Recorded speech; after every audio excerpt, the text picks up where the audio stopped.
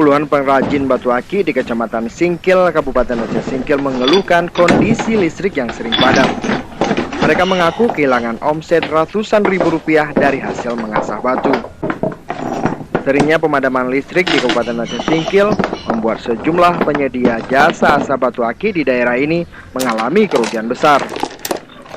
Chandra, salah seorang pengrajin batu aki, mengaku terpaksa menghentikan sementara usaha asah batu miliknya. Ia mengaku kehilangan omset setidaknya Rp300.000 per hari.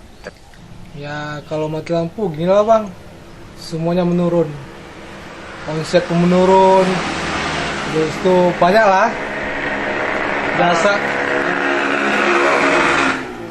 biasanya kalau per hari pengrajin batu kan bisa ngasah dari 30 sampai 50 batu, tapi kalau mati lampu gini ya tahu lah bang ya kan. Selain mengakibatkan kerugian pada pengrajin batu akik, pemadaman ini juga mengakibatkan kerugian pada pengusaha warnet, fotokopi, dan pengusaha air isi ulang. Selain itu, satu-satunya SPBU di Kabupaten Aceh Singkil terpaksa berhenti beroperasi.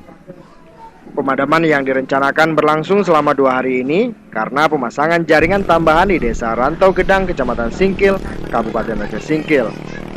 Dari Kabupaten Aceh Singkil, Jakarta, Wanadi Nugraha melaporkan untuk Aceh Video.